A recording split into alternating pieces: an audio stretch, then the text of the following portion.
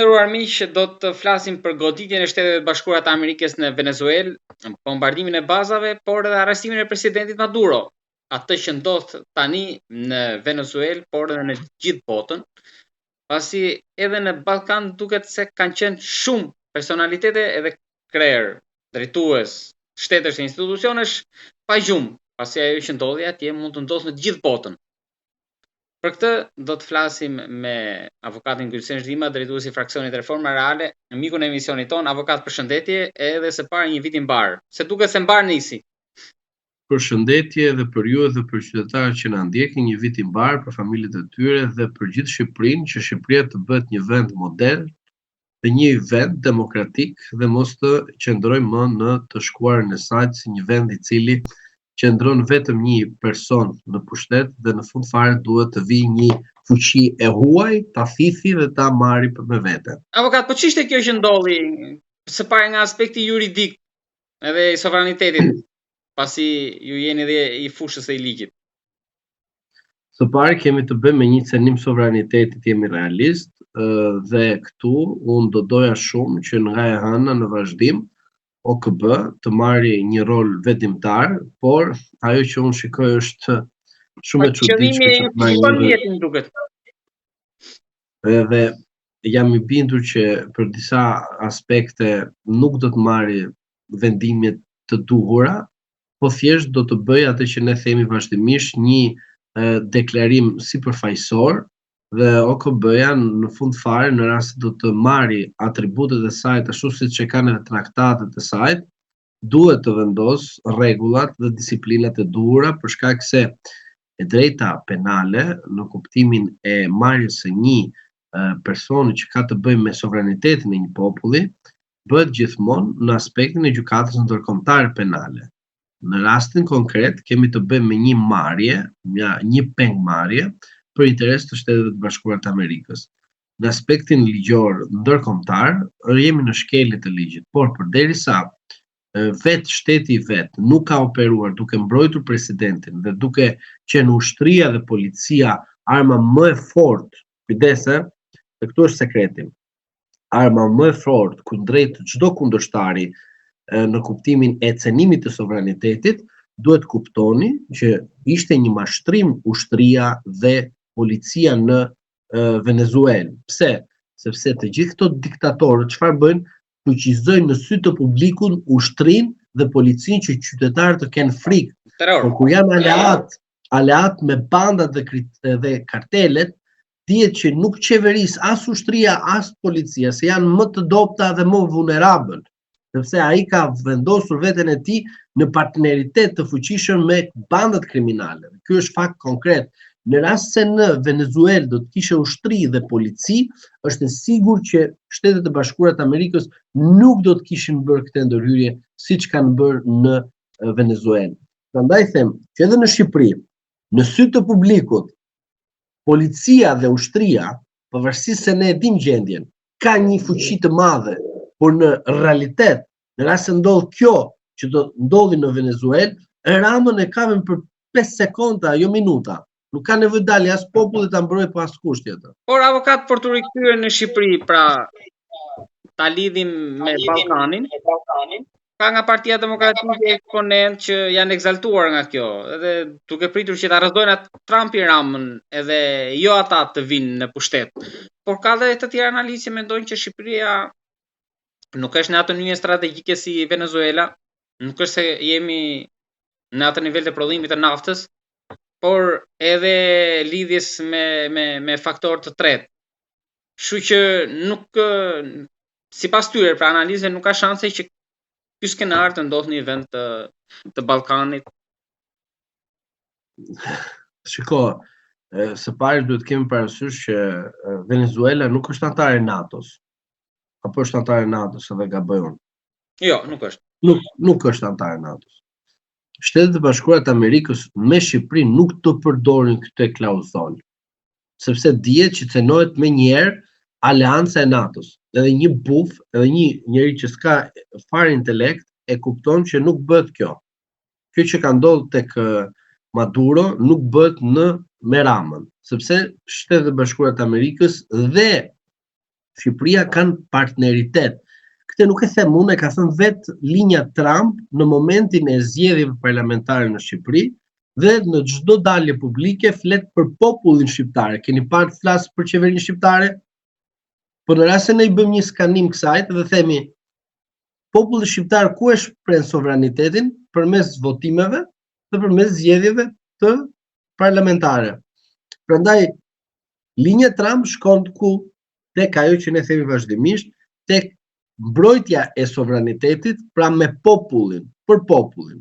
Që do të thotë, në Shqipëri nuk do të shikojmë një skenë të tillë, por ama hapim klapa këtu dhe themi, pasi të miratohet, kujdes këtu, pasi të miratohet projekt ligji në institucionet përkatëse amerikane, që të 6 vendet, përfshin normalisht edhe Shqipërinë, në Ballkanin Perëndimor, nuk e di çfarë do bëjnë personat që drejtojnë vendet e tyre respektive. O do dëgjojnë. E keni fjalën për presidentin? Jo presidentët, ato që kanë fuqi vendimtare në aspektin ekzekutiv flasun, edhe në barë se ata në disa vendet presidenti është më I lartë se kryeministri. Pra, në Europë ka kryeministri, vetëm presidenti francez që është gjysmë e Republikës. Po, ajo nuk ka lidhje. Por puna është kjo, që 6 vende të rëndësishme në Ballkanin Perëndimor duhet të kenë kujdes dhe kujdes gjithmonë në linjën Trump për stabilitetin e Ballkanit Perëndimor, por mos harroni stabilitetin e Kosovës. Sepse ne kemi thënë shpesh herë këtu dhe asnjërs na ka dëgjuar. Dhe e themi, në 2026 gjykata speciale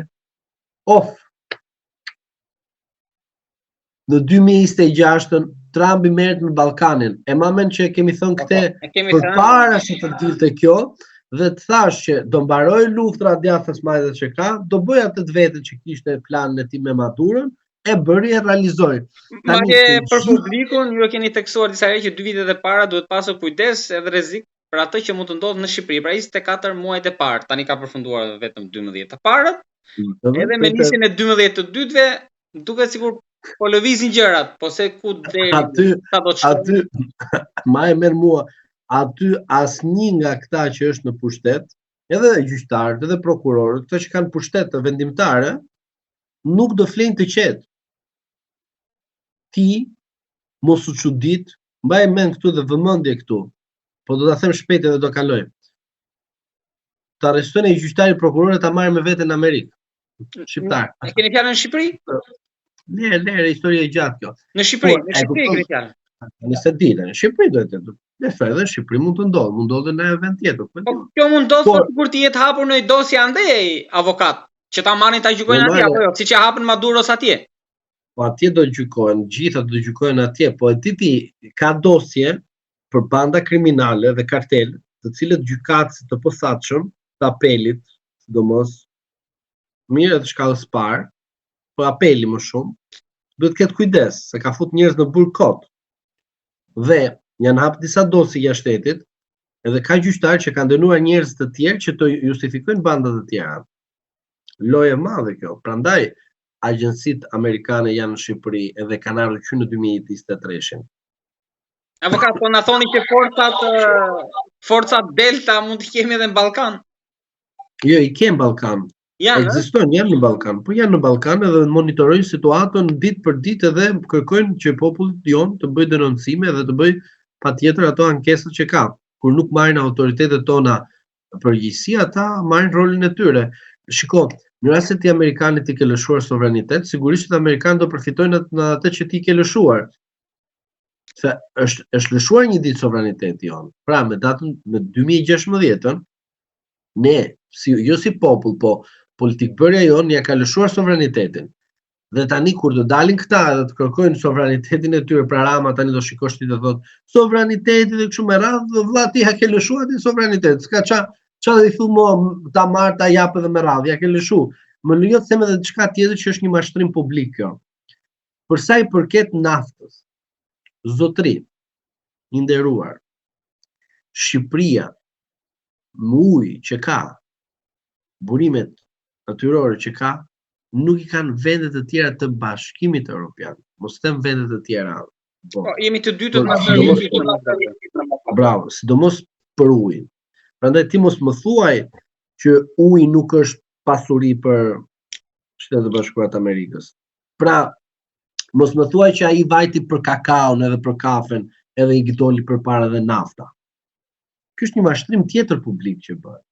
Ai vajti qartasi, të kuptojmë këtë gjë, të godas kë socializmin, specialistat, komunistat, e thjesht, ai e nisi këtë që në mandatin e parë, në rast se do të kishte marrë edhe mandatin e dy, që çuditërisht që na doli Covidi, se tani duhet të mendojmë shumë mirë si popull.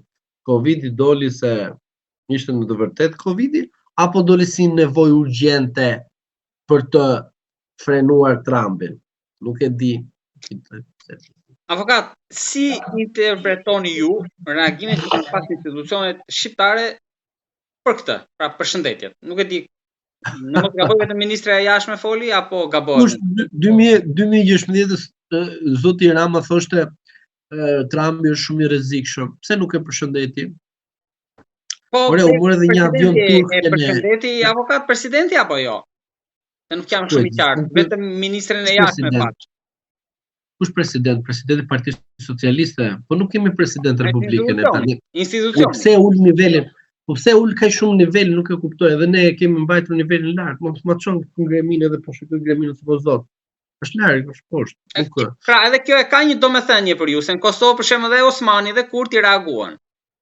Po normale do reagojnë, sepse Kurti për shembull nuk ka thënë si kryeministri që Trumpi është i rrezikshëm, edhe nuk është tallur me Trumpin, me Armeninë dhe Azerbajxhanin, duke ngatruar me Shqipërinë. A kupton tani Albania, kupton?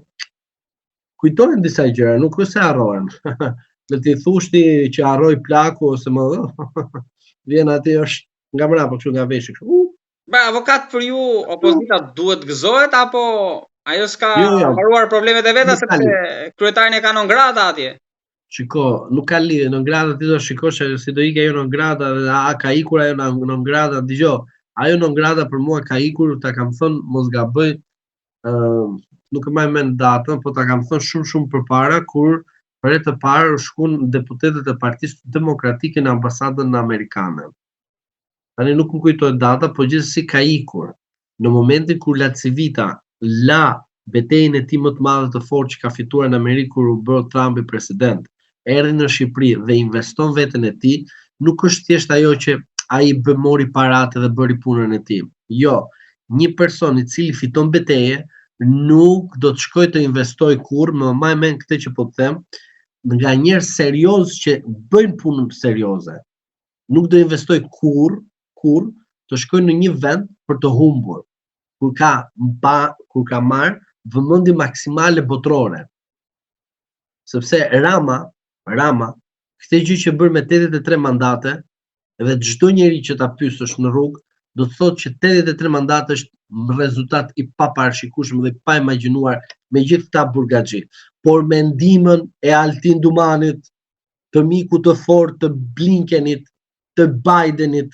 A ju prit edhe në departamentin e shtetit tani, në administrata Trump? U prit që i thanë, shiko, amerikanët kanë diçka të bukur që i shkruajnë disa gjëra me letra të vogla, nuk ka që mos të humbin kujtesën. Edhe i thanë atë që kemi disa letra të vogla për shkak të kujtesës. Por t'japin dhe mundësi avokat, sepse Rubio thoshte brenda që i kanë dhënë Maduros disa mundësi. Gazin, frenat, i ke ti. Unë t'i kam dhënë të gjitha. Edhe ne kemi thënë vazhdimisht këtu. Edhe kjo që shkoi zoti Dumani atje, i kanë dhënë disa shënime të vogla zoti Dumani. Zoti Dumani, para se t'ikte, veproi që të deklaronte publikisht prishjen e marrëveshjes paraprake me Edi Ramën përmes Ulsimanjës. Dhe bëri procedimin kundër zonjës Balluku. Sepse po t'ishte zoti Dumani, ai i cili do të vazhdonte betejën e tij në drejtimin e SPAK-ut dhe në mandatin e dytë, dihet që edhe fëmijët e opozitarëve do ishin marrë peng dhe në burg me prova pa prova, sipas zotit Dumani. Ta keni të qartë të gjë. Zoti Dumani nuk ka mbushur autobusin e opozitarëve për të kënaqur Shtetet e Bashkuara të Amerikës. Zoti Dumani e ka mbushur për të kënaqur zotin Rama që të merrte mandatin e dytë të SPAK-ut. Avokat, por Rama tha që unë kam 83 mandate, le çfarë kërkon opozita. Jo qeveri teknike, jo ato. Edhe Maduro kishte pushtet absolut dhe ishte i sigurt në mendjen e tij, jo nga rrethanat e tjerë, sa ai po dinte realitetin në të vërtetë që amerikanët i kishin shkuar te dera, është si ajo që të kam thënë, flaka na ka ardhur të gjithëve në derë, po nuk e dim se si do ta shuajmë, se kemi heshtur vazhdimisht. Edhe Maduro nuk e dinte që flaka i kishte ardhur në realitet në derë. Ai mendonte se kishte superfuqi. Edhe zoti Rama mendon se ka superfuqi. Po imagjino që dikush në një moment të caktuar Ramës t'ja heq mandatin, pra ta shkarkoj, ta bëj që mos të jetë më kryeminist dhe të bëj një qeveri teknike. E di ti se si ata që janë sot në paraburgime që janë të Partisë Socialiste do fillojnë të flasin? Kush ka pushtet? Pushteti është i punë e pllakës. Po je në pushtet, të gjithë të duan të dashurojnë nga mjes deri në darkë, flenë me ty dhe thajnë o sa i mirë është ky. Ikën pushteti, pllaka. E për rasti Velia, mos të them rast tjetër. Megjithatë avokat e shkarkuan edhe tani thon hajde tek Këshilli Bashkiak. Po ti më shkarkova çfarë më thon hajde. Çfarë të bëj show? Për këtë rast që normalisht e ka tronditur botën avokat, ju tha që shiko, ne jemi vend antar i NATO-s ose në vende të tjera, nuk mund të hiqen të njëjtat paralele, po ka rrugë të tjera veprimi. Tek ajo 90 ditëve afati që do raportohet në Kongres për situatën e tjera. Kush janë masat që sipas mendimit tuaj mund të zbatohen në vende të ndryshme, por edhe në Ballkan? Secili të marrë një avion dhe të iki. Ky është mendimi im, inshallah gabofsha. Ju po thoni të shkoj vetë avokat. Jo të iki, nuk thash unë do dorëzohet. Të iki, të gjej një, për shembull, nga 6 vende që ne përmendëm, të Ballkanit Perëndimor, përfshi dhe Shqipërinë, merr avionin, për shembull ne kemi marrë një avion turk tani këto ditë, merr avionin dhe ik. Ose në rast se nuk do të ikësh, shko në zgjedhje të parakohshme. Ose në rast nuk do të shkosh në zgjedhje të parakohshme, bëj një qeveri teknike me kushtin kryesor integrimin e Shqipërisë në Bashkimin Evropian. Largohu nga kryeministër, vepro si bashkëqeverisje. Avokat, mua më duket gjitha këto shumë larg, për arsye se ne jemi vend antar i NATO, sikur tha ju, pro-amerikan i thekur, stabilokracia, projekte mbështetje, më the të thash SPAK-u. Pro-amerikan është pak ndryshe tek ne, se ne kemi pak kështu situatën e pushtetit. Po shkum në Bashkimin Evropian, dyshoja do të kemi të njëjtën linjë me Shtetet e Bashkuara të Amerikës. Megjithatë avokat, për ta mbyllur me një parashikim tuaj për këtë vit që sapo nisi, sepse kemi intervistën e parë. Shiko, situata është e vështirë. Nuk është e ashtu siç duhet. Shikohet që është për të tjerët dhe flaka nuk ka ardhur tek ne, ndërkohë këtu bëhet nami dhe kërkohet ta fikim, ta shuajmë, ta bëjmë, e kupton? Ai ka 83 mandate, ora ai mund të ketë edhe 86, e kupton? Por e vërteta është që unë e këshilloj dhe them gjithmonë 3 gjëra ka në dorë. 1, 2 qeveri teknike me horizont integrimin e Shqipërisë në Bashkimin Evropian derisa të ikë nga Bashkimi Sovjetik, pra duan pak kohë, mos them shumë, po hajde. Dhe fundit është zgjedhjet parakohshme. Por zgjedhjet parakohshme të bëhen dhe të realizohen brenda 2026-s, por Partia Socialiste mos të ndikojë tek administrata shtetërore dhe tek asnjë tjetër për të marrë vota të cilët nuk i meriton t'i marrë.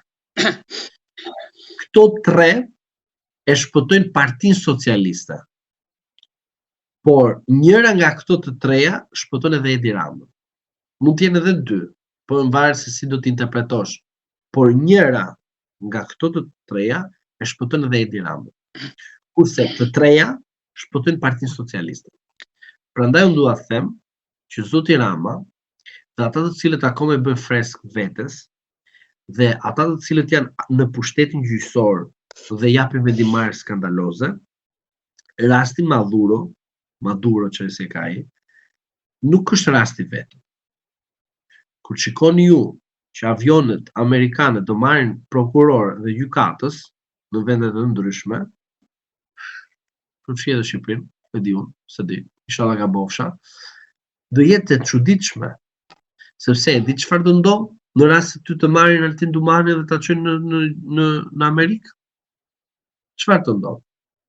Bie automatikisht reforma në drejtësi, lind pyetja. Jo, bie automatikisht e reforma e George Soros në drejtësi. E kuptove? Pra, kush kanë qenë ata të cilët janë favorizuar nga George Soros, me njëherë duhet pastrohen.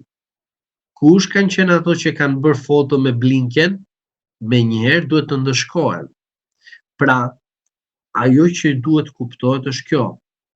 Përderisa ne sot kemi një qeveri e cila, kujdes, nga 1 shtatori e deri me 31 dhjetor të 2025-s, një harë kohor ka shumë i shkurtër, kësaj qeverie i plasën disa skandale. Pse i plasën skandalet? Se kam thënë vazhdimisht të këty. Sepse kur ne të dy bëjmë marrëveshje dhe kemi pushtet, edhe vjedhim bashkë kundrejt popullit, sigurisht që kush do na spionoj neve kur jemi në rregull? Asnjëri. Se si jam ban asnjërit.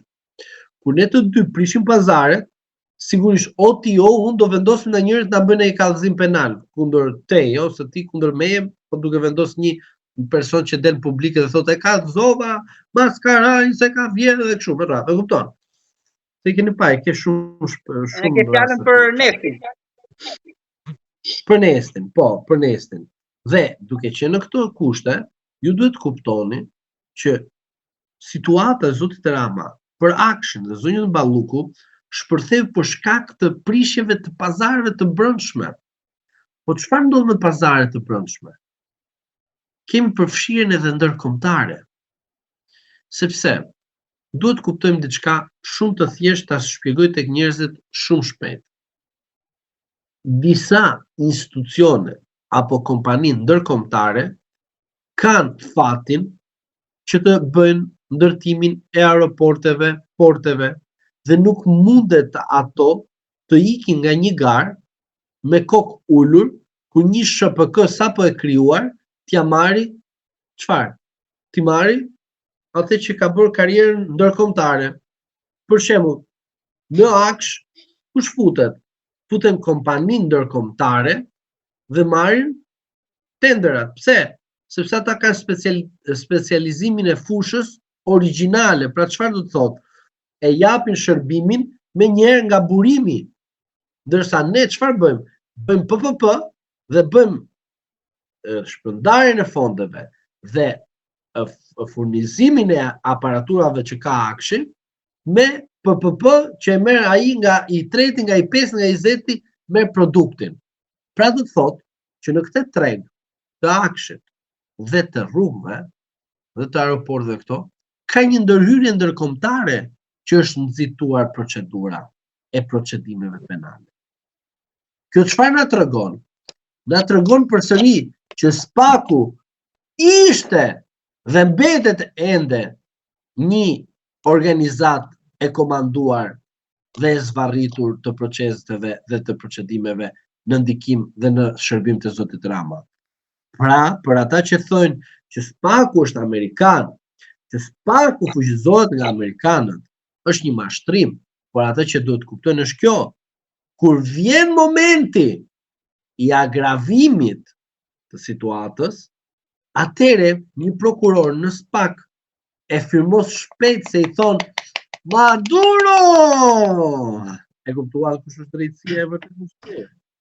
Por avokat, ne do të jemi këtu kismet zotit, edhe në fund të vitit të ardhshëm do të bëjmë sërish bilancin ashtu si bëjmë për vit. Me shëndet, mere se nuk është vonë, mere, më mirë ta marrësh tani se sa të marrin të tjerët. Po një gjë është e sigurt.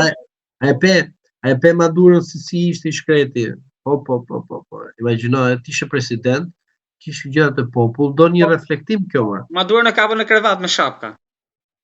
Ore, të kapën çat dhe shpirt nuk ka rëndësi si e kapën, ore.